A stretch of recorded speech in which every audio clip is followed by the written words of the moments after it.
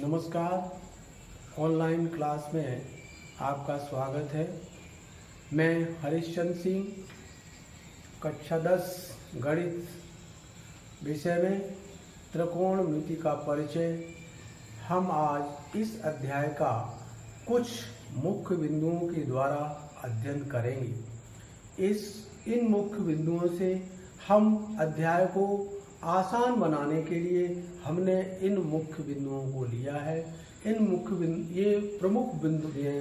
Number 1 त्रिकोणमिति का परिचय, number 2 त्रिकोणमितीय अनुपात, नंबर 3 सर्वसमीका का निगमन या सर्वसमीकाएं, नंबर 4 है त्रिकोणमितीय सर्वसमीका के द्वारा प्रश्नों को हल करने की विधि। इन 4 बिंदुओं के द्वारा हमने आपको पूरे अध्याय को व्यवस्थित समझाने की कोशिश की है। अब हम अपने टॉपिक की ओर बढ़ते हैं, मुख्य बिंदु की ओर बढ़ते हैं। जो हमने प्रथम बिंदु लिया है वो त्रिकोणमिति का परिचय। त्रिकोणमिति का परिचय कराने के लिए हम छोटे बिंदु के द्वारा इस प्रकार से हम देखें तो यहाँ पर एक चित्र के द्वारा ये बालक है और ये मीनार है, और ये मीनार कई मंजिल ऊंची है। आप देखें कि बालक मीनार से कुछ दूरी पर स्थित है और वह वहाँ से मीनार की चोटी की ओर देखता है।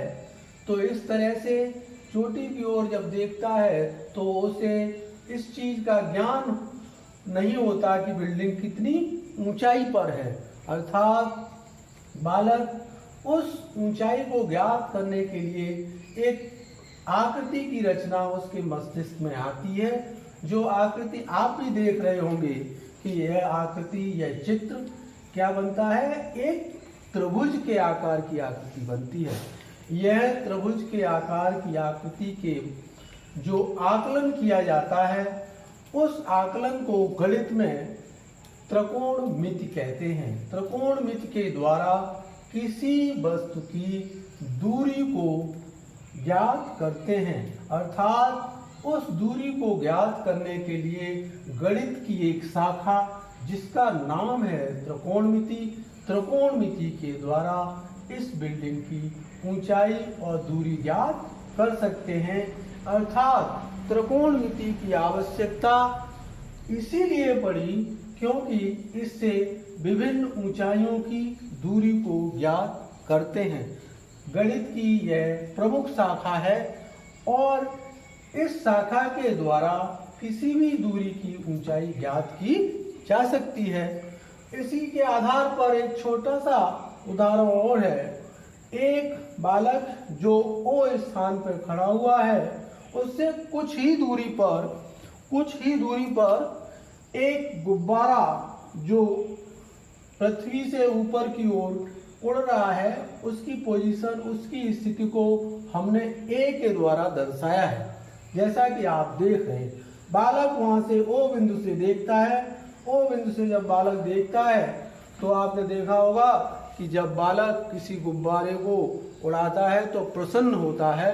प्रसन्न होने के साथ साथ वह बालक अपने घर पर जाता है और घर पर जाके अपनी माँ को बुलाने जाता है उस चित्र को दिखाने के लिए।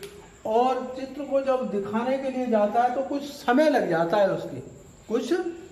जाता है। जब वो लौट के आता है तो आपने देखा कि गुब्बारे में स्थिति में परिवर्तन, उसकी दूरी में परिवर्तन हो जाता है। अर्थात जब वो माँ को लेके आता है तब स्थिति गुब्बारे की जो ए थी वो गुब्बारा बी स्थान पर पहुंच जाता है। इस प्रकार से हम देखें कि जो प्रथम स्थिति है ओ और ए, ये कहलाता है कर्ण कहलाता है। अर्थात ए से पी ये आपकी एक लंबाई होगी और ये लंबाई OP होगी। इस प्रकार से जब गुब्बारा थोड़े समय के बाद विस्थापित हो जाता है, विस्थापित होने के बाद वो दूसरे स्थान पर पहुंच जाता है। दूसरे स्थान पर पहुंचने पे उसकी स्थिति में परिवर्तन आ जाता है।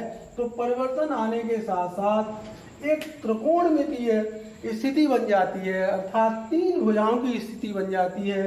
एक भुजा ये होती है, ये वाली भुजा जो क्या कहलाती है, लंब कहलाती है। क्या कहलाती है, लंब की स्थिति कहलाती है।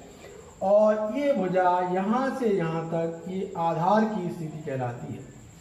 इस तरह से आधार और लंब 2 स्थितियां आप देख रहे हैं। अब बालक जो बी स्थिति में पहुंचता है, गुब्बारा बी की स्थिति में पहुंचता है, तो आपने देखा होगा यहाँ से यहाँ तक का जो विस्थापन होता है, डिस्प्लेसमेंट होता है, वो स्थिति जो कहलाती है वो कर्ण कहलाती है। क्या कहलाती है, कर्ण कहलाती है। अर्थात त्रिकोणमिति के अंतर्गत हम कोण और भुजा का में नाप करते हैं। कोण के माध्यम से भुजा की माप को ज्ञात करते हैं। अर्थात भुजा की माप का अर्थ है उसकी लंबाई और दूरी का माप करते हैं। अर्थात त्रिकोणमिति के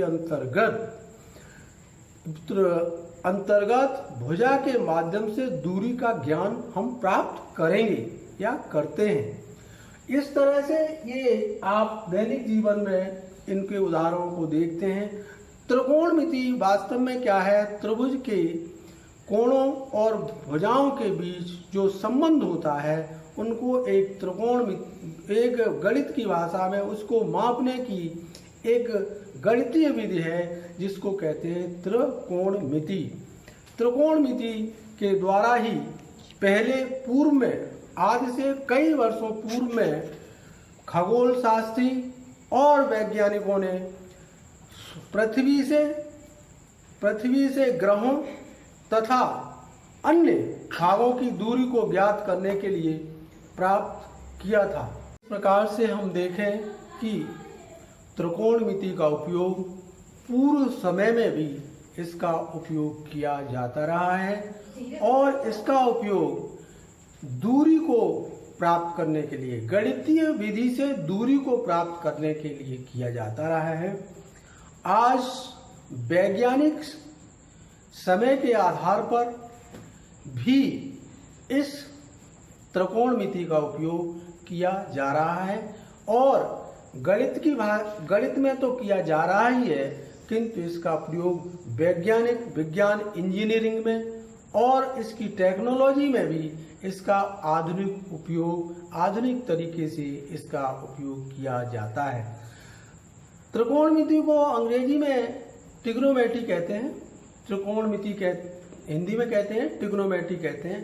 इसका हम एनालिसिस करें, इसको विच्छेदित करें तो आप देखेंगे ट्राई का अर्थ होता है 3, ट्राई का मतलब 3, गोन का मतलब होता है भुजा, आर्म भुजा, और मेट्री का अर्थ होता है माप। अर्थात भुजाओं, कोणों आदि सभी को इस गणितीय विधि के द्वारा, गणितीय विधान के द्वारा, गणित की शाखा के द्वारा इनको ज्ञात करने का एक प्रमुख विज्ञान, जिसे गणित की भाषा में त्रिकोणमिति कहा जाता है। त्रिकोणमिति से विभिन्न प्रकार की दूरियां, लंबाइयों को ज्ञात करते हैं। तो ये त्रिकोणमिति के अध्याय का प्रथम बिंदु, जिसमें आपने देखा कि इन चीजों का ज्ञान अर्जित किया है। ठीक है, मुख्य बिंदु पे द्वितीय मुख्य बिंदु है हमारा त्रिकोणमिति अनुपात। त्रिकोणमिति अनुपात जो अनुपात है उसको हम ज्ञात करने के लिए ए बी सी एक त्रिभुज लेते हैं जिसका ए कोण न्यून कोण है, सी कोण न्यून कोण है और बी कोण समकोण है। इस त्रिभुज को हम लें। अब ए कोण की तरफ देखें, कोण को कैसे पुकारते हैं, CAB, अर्थात इसको कोण ए भी शॉर्ट फॉर्म में इसको कोण ए भी कह सकते हैं। ठीक है, कोण ए के आधार पर हम ए के पास की जो भुजा है उसको संलग्न भुजा कहते हैं। संलग्न भुजा, कोण ए के पास की जो भुजा है उसको कहते हैं संलग्न भुजा। कोण ए के सामने वाली भुजा जो होती है उसको कहते हैं सम्मुख भुजा। कोण ए के सामने की जो भुजा होती है उसको हम सम्मुख भुजा कहते हैं। और उसके बी जो 90 अंश का कोण है उसको बी के सामने की भुजा उसको कहते हैं कर्ण। ये आप पहले से भी पढ़ चुके हैं। अब ए बी सी और ए ये आपका एक त्रिभुज बन गया। इस त्रिभुज को संलग्न भुजा के नाम, इस भुजा को सम्मुख भुजा और ये कर्ण, इस नाम इसको हम यूं भी कह सकते हैं ए भी त्रिभुज का आधार है। इसको आधार और इसका नाम जोड़ देते हैं त्रिभुज का आधार। त्रिभुज का आधार क्या है? A B. दूसरी भुजा है बी सी, ये कहलाती है लंब। ये क्या कहलाती है? लंब कहलाती है। और सी ए ये भुजा कहलाती है कर्ण। इसके दो नाम हो गए, आपने देख लिए, संलग्न भुजा, सम्मुख भुजा, कर्ण, आधार, लंब और कर्ण। अब इसका इंग्लिश में भी वर्जन होता है, क्योंकि एनसीईआरटी का कोर्स है, इंग्लिश जानना अति आवश्यक है। इसलिए हमने इस ए बी भुजा जिसको आपने आधार संलग्न भुजा उसको कहते हैं बेस। क्या कहते हैं? बेस। कोई भी चीज बेस पे ही टिकी होती है, तो ये आपका बेस हो गया। इसको बी से प्रदर्शित कर दिया है। अभी अनुपात जब हम निकालेंगे तो आप इनको देखेंगे, तो अनुपात निकालने के लिए ये भुजा बेस कहलाती है। इसको बी से प्रदर्शित कर दिया और उसको पी से प्रदर्शित कर दिया परपेंडिकुलर, और इसको एच से प्रदर्शित किया, इसको हाइपोटेनस कहते हैं। आगे हम इसके अनुपात को ज्ञात करने के लिए ए कोण न्यून कोण के आधार पर त्रिकोणमितीय अनुपात प्राप्त करते हैं। कोण ए का साइन आर्यभट्ट द्वारा ये चिन्ह प्रतीक किया गया था, उसी के आधार पर साइन ए बराबर होता है BC अपॉन AC। ध्यान से देखेंगे क्योंकि इसका उपयोग हम सभी जगह करेंगे।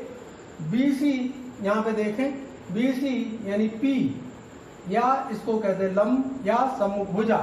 BC बटे AC, BC बटे AC यानी लंब बटे कर्ण, लंब बटे कर्ण, या इसको इंग्लिश में P अपॉन H के द्वारा प्रदर्शित हमने किया है। ठीक है। और इसको हमने इस sine A, angle A, sine A को ये कहने के बाद इसको हमने लिख दिया है साइन। क्या लिख दिया है? साइन। अर्थात अगला बिंदु हम देखें, इसका कोण ए कोसाइन। कोसाइन क्या होता है? ए बी बटे ए सी, ए बी बटे ए सी। अर्थात इसको कहते हैं आधार बटे कर्ण, आधार बटे कर्ण अर्थात बी बटे एच, बी बेस बटे एच हाइपोटेनस, यानी बी बटे एच। इनको शॉर्ट फॉर्म में हमने नोट कर लिया, आप इनको याद भी कर सकते हैं। बी, पी और एच तीन ही अक्षरों का प्रयोग किया है, इनको याद कर सकते हैं, ये फॉर्मूले हैं। अगला है एंगल ए का टेंजेंट क्या होगा? बी सी बटे ए बी। बी सी क्या है? बी सी आप देख रहे हैं सम्मुख भुजा है जिसको हमने पी से प्रदर्शित किया है। बी सी बटे ए बी, ए बी क्या है? ये आधार है जिसको बी से प्रदर्शित किया है। तो अर्थात ये टेंजेंट पी अपॉन बी होगा। इस प्रकार से अब ये तीन हमको लर्न कर लें तीनों को, तो हम देखते हैं कि बहुत हमें आसानी हो जाती है। हम इसको आगे वाले जो तीन हैं उनको लर्न करने में हम बहुत जल्दी से इनको याद कर लेते हैं। अब देखिए टेंजेंट के बाद आता कोटेंजेंट। कोटेंजेंट को हमने इसलिए पास लिखा कि आप देखें कि ए बी बी सी बटे ए सी था, हमने कर दिया ए बी बटे बी सी। इसका आधार बटे लंब अर्थात बी बटे पी। यहाँ देखें तो आप इसका क्या है? टेंजेंट कोटेंजेंट का अपोजिट है, उल्टा है, इसलिए इसको याद करने में आपको आसानी रहेगी, इसलिए हमने इसको पास में लिखा है। अगला है सी टेन, ए सी बटे बी सी, ए सी बटे ए बी, ए सी ये है और उसके बाद ए बी ये है, तो कर्ण बटे आधार अर्थात एच बटे बी, इसको लिखते हैं शॉर्ट फॉर्म में कर्ण बटे। अगला लास्ट है छठवां कोसेंट। इसको देखिए ए सी बटे बी सी, ए सी बटे बी सी, ए सी आप देखें ए सी का कर्ण कहते हैं, कर्ण लिखा है हमने, BC को आधार कहते हैं, वो BC को लंब कहते हैं, और लंब कर्ण बटे लंब बराबर H/P। ये शॉर्ट फॉर्म में हमने जो लिख दिए हैं आपको, ये आप इनको लर्न करेंगे तो आपको बहुत जल्दी से समझ में आ जाएगा। B और H इस तरह से आपने संलग्न भुजा जिसको आधार कहते हैं, सम्मुख भुजा जिसको लंब कहते हैं, परपेंडिकुलर कहते हैं, और इसको कर्ण कहते हैं। इसके आधार पर हमने देखिए A sin A को sin A cos A को cos A tan A को tan A लिख दिया है हमने। अर्थात यहाँ देखिए sin A cos A, इन सभी को छयों को हमने किस प्रकार से प्रदर्शित किया है, sin A को cos A, tan A, cot A, sec A, cosec A। अर्थात इन छह को हम इस प्रकार से जो हमने अनुपात प्राप्त किए हैं, उन अनुपातों को क्रम से हमने यहाँ पर शो कर दिया है।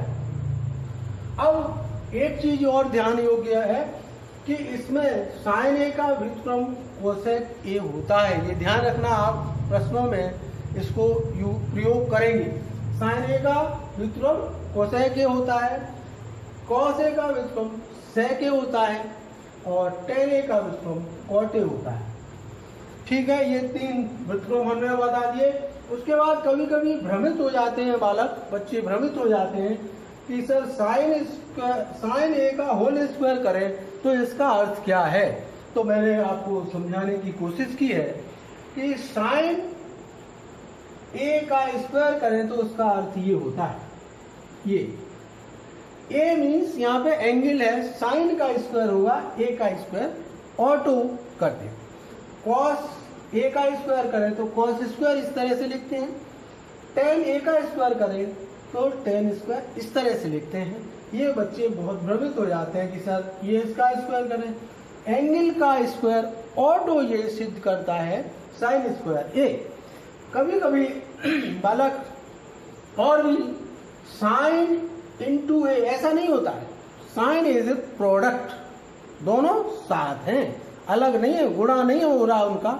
Sine into A, cos into A,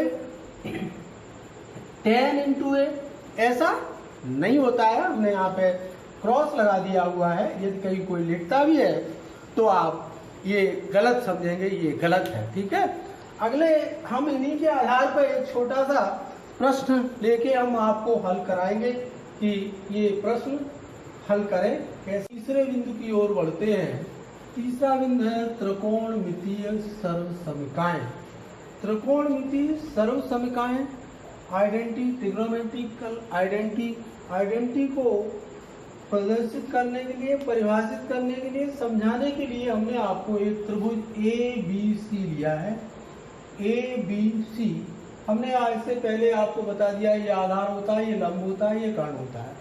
short form में बेस B, परपेंडिकुलर, और ये सब हमने आपको समझा दिया। अब यहाँ से हम, जैसा कि आप देख रहे हैं कि B इसका समकोण त्रिभुज है और A न्यून कोण त्रिभुज है, वो न्यून कोण है और C न्यून कोण है। B 90 अंश का है, तो इस तरह से ये समकोण त्रिभुज के अंतर्गत आता है। समकोण त्रिभुज के लिए एक पाइथागोरस प्रमेय, पहले भी मैंने आपको इसकी चर्चा की थी। पाइथागोरस प्रमेय क्या होती है? पाइथागोरस प्रमेय होती है कर्ण का वर्ग शेष दोनों भुजाओं के वर्गों के योग के बराबर होता है। अर्थात कर्ण का वर्ग बराबर होगा आधार का वर्ग धन लंब का वर्ग। दो भुजाओं के वर्गों के योग के बराबर तीसरी भुजा होनी चाहिए। ये पाइथागोरस ने इस प्रमेय को बनाया था, उसी की एप्लीकेशन हम यहाँ पे लेके इस आइडेंटिटी को प्रूव करेंगे। तो यहाँ पे देखें, पाइथागोरस प्रमेय का हमने यूज कर लिया है। AC square is equal to AB square plus BC square. AC square is equal to AB square plus BC square. यह हमारा सामान्य सूत्र बन गया जो पाइथागोरस प्रमेय का है। अब हम सर्वसमीका की ओर बढ़ते हैं। सर्वसमीका को सिद्ध करने के लिए ये कर्ण है, इस कर्ण का नाम है AC। AC स्क्वायर का जो पाइथागोरस प्रमेय का हमने जो सूत्र लिया है, A में उसमें AC स्क्वायर का दोनों पक्षों में भाग दे देते हैं। दोनों पक्ष का अर्थ है ये पक्ष है, ये पक्ष है, ये RHS है, ये LHS है ना। LHS और RHS दोनों पक्षों में AC स्क्वायर का भाग दे देते हैं। यहाँ पे देखें हमने दिया है AC square upon AC square is equal to AB square upon AC square plus BC square upon AC square. यहाँ पे देखें AC square they are cancel out, आपस में कट गए, तो यहाँ पे AC square upon AC square is equal to 1 हमने लिखा है। अब यहाँ पे देखें, थोड़ा ध्यान से देखेंगे इस चीज को, AB अपॉन AC, पहले इनके मानों को देखें। AB क्या है, यहाँ देखिए AB आधार है और AC क्या है, AC इसका कर्ण है। तो हमने इससे पहले आपको बताया था ये जो रिलेशन होता है वो कॉस होता है। क्या होता है, cos square E angle A AC cos square A हो गया। BC अपॉन AC ये साइन होता है तो ये साइन स्क्वायर ए हो गया। तो पहली आइडेंटिटी हमें प्राप्त होगी 1 is equal to cos square A plus sine square, या cos square A plus sine square is equal to 1। पहली आइडेंटिटी हमने प्राप्त कर ली, ये पहली आइडेंटिटी है, इसके द्वारा हम। दूसरी आइडेंटिटी में क्या है, दूसरी आइडेंटिटी लेते हैं AB स्क्वायर का भाग दोनों पक्षों में दे देते हैं, अर्थात पाइथागोरस प्रमेय जो आई थी उसमें हम AB स्क्वायर का भाग दोनों पक्षों में लगा दें। तो आप दोनों पक्षों में देखते हैं तो AC स्क्वायर का वर्ग AB स्क्वायर भाग लगा। अब यहाँ पे देखें AC अपॉन AB ये सेक, अभी रिलेशन हमने जो सिद्ध किया था वो सेक स्क्वायर ये होगा। अब यहाँ पे देखें AB स्क्वायर यहाँ कैंसिल हुआ 1 हो जाएगा, और BC अपॉन AB ये 10 होता है 10 स्क्वायर ए, अर्थात सेकंड आइडेंटिटी हम इस प्रकार से प्राप्त कर लेते हैं। थर्ड आइडेंटिटी के लिए हम अब देखें, थर्ड आइडेंटिटी के लिए हमने किया है BC स्क्वायर का दोनों पक्षों में भाग, अर्थात कहने का अर्थ है BC स्क्वायर एक एक करके सभी भुजाओं का भाग दे देते हैं, तो हमें आइडेंटिटियाँ प्राप्त होती हैं। यहाँ पे देखें AC square is equal to AB square plus BC square is equal to AC square upon BC square is equal to AB square upon BC square plus BC square upon BC square. यहाँ पे देखें दिस इज सेम, इसलिए यहाँ cancel 1 हो गया। AB upon BC cot होता है, cot square हो गया क्योंकि स्क्वायर लगा हुआ है इसलिए कॉट स्क्वायर हो गया। AC अपॉन BC ये कोसेक स्क्वायर एक होता है। यहाँ पे देख रहे हैं कि ये तीसरी आइडेंटिटी आपको प्राप्त हो गई। इन तीन आइडेंटिटियों के आधार पर हम तीन आइडेंटिटी और प्राप्त कर सकते हैं। जैसे यहाँ cos square A plus sine square ए, तो यहाँ कॉस स्क्वायर के टर्म में ज्ञात करेंगे तो 1 माइनस साइन स्क्वायर ए हो जाएगा कॉस स्क्वायर। यहाँ पे से ये हो जाएगा 10 square A equal to sec square A minus 1 हो जाएगा। यहाँ पे ऐसे cot square is equal to cos square A minus 1 हो जाएगा। इसी तरह 6 आइडेंटिटी हम प्राप्त कर लेते हैं। ये आपका थर्ड पार्ट हुआ। बिंदु की ओर बढ़ते हैं। अगले बिंदु में कुछ त्रिकोणमितीय 0 से लेकर 90 अंश तक कुछ मानों को हमने सारणीबद्ध करके sine cos tan cosec sec cot के रूप में यहाँ पे नोट कर लिया है।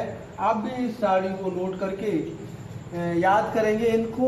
और हमने एक क्वेश्चन को लिखा है यहाँ पे साइन 60 आपकी बुक में है, sine 60 plus cos 30 plus sine 30 और कॉस 60 ये मान है। अब देखिए इस सारणी का इस टेबल का उपयोग करेंगे और मानों को यहाँ रख के ध्यानपूर्वक देखेंगे तो आप इसको इंटरेस्ट करेंगे तो आप इसको सही उपयोग में लाएंगे। साइन 60 का मान देखें, साइन देखो नंबर 1 पे साइन है, साइन 60 का मान होता है देखिए √3/2। यहाँ देखें ये टिक लगा दे रहा हूँ। ये cos 30 का मान यहाँ पे देखें ये मान है cos 30 का मान है √3/2। दोनों मान आपने रख दिए। प्लस देखें यहाँ पे आगे प्लस है, प्लस का साइन लगाएंगे। साइन 30 का मान आप देखें, साइन 30 का मान ये दिया हुआ है 1/2। बीच में कोई साइन नहीं होता तो याद रखिएगा वहाँ इंटू का गुणा का साइन हम ऑटो लगाते हैं, अपने आप इसे बताने की आवश्यकता नहीं है, हमने लगा दिया है। साइन 30 का मान 1/2। अब आता है cos 60 का मान। cos 60 का मान यहाँ पे देखें तो इसका मान भी 1/2 है। गुणा 1/2। ये मान सारी केस तो पहले आप देख के रखेंगे, फिर इसको याद हो जाएगा तो अपने आप देख के रख देंगे। देखिए √3 इंटू √3 का मान होता है 3 और 4 का मान 2 इंटू 2 4 होगा, प्लस 1 इंटू 1 1, 2 इंटू 2 4। एलसीएम लेंगे, एलसीएम लेने पे 4 तो 3 plus 1 is equal to 4/4 equal to 1। इसका आंसर आपको इस टेबल के आधार पर इसका आंसर आपको प्राप्त हो जाता है। इस तरह से इस टेबल का त्रिकोणमितीय टेबल का मान हम इसके आधार पर रखते हैं, ये प्राप्त होता है। अब हम आइडेंटिटी के जो कुछ क्वेश्चन है, जिस सर्वसमिका का हमें क्वेश्चन है उसको हम हल करेंगे। यहाँ देखें cosec theta minus cos theta का whole square is equal to 1 minus cos theta upon 1 plus cos theta. यहाँ पे ध्यान देने की बात है, यहाँ पे दो साइड में, एक साइड ये है एक साइड ये, दो पक्ष होते हैं, एक LHS और एक RHS। LHS और RHS में इस प्रश्न को विभाजित किया है हमने। देखिए यहाँ पे क्वेश्चन को लिया, सबसे पहले बुक में लिखा हुआ उसको क्वेश्चन को अपनी कॉपी पे भी नोट करेंगे, ये नहीं कि बुक वहीं से स्टार्ट करें, कॉपी पर नोट कीजिएगा, तब उसको LHS और RHS में डिवाइड कीजिएगा। LHS ये RHS। अब एक साइड को लेते हैं और दूसरी साइड को सिद्ध करते हैं। LHS को लेंगे तो RHS को सिद्ध करेंगे, RHS लेंगे तो LHS को सिद्ध करेंगे, ये नियम है। तो हम यहाँ पे LHS साइड को लेते हैं, LHS। LHS क्या है? Cosec theta minus cot theta का स्क्वायर। अब यहाँ पे कोसिक थीटा क्या होता है, इनकी वैल्यूज को रखेंगे।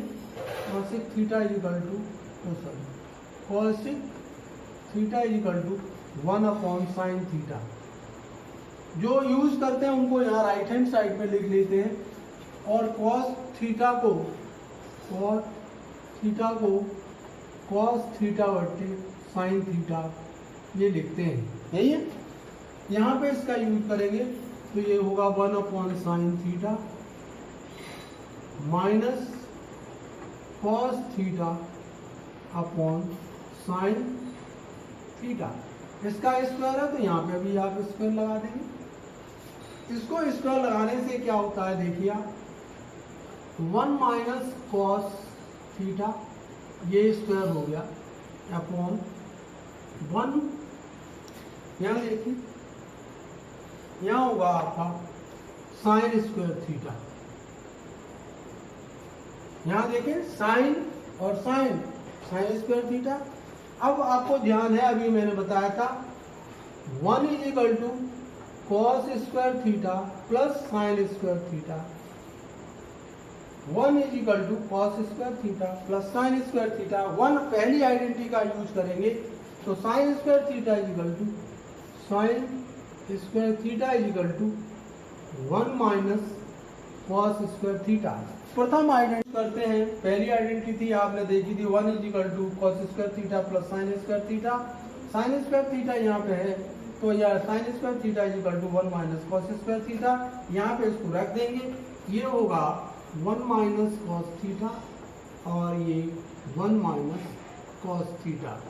यहाँ पे इसकी आइडेंटिटी रखते हैं 1 माइनस कॉस स्क्वायर थीटा को a square minus B square is equal to a plus B और a माइनस बी। इसका यूज किया है तो यहाँ पे होगा 1 प्लस कॉस थीटा और 1 माइनस कॉस थीटा। यहाँ पे देखें 1 minus cos theta 1 minus cos theta, ये यूज हो गया 1 minus cos theta upon 1 plus cos of theta.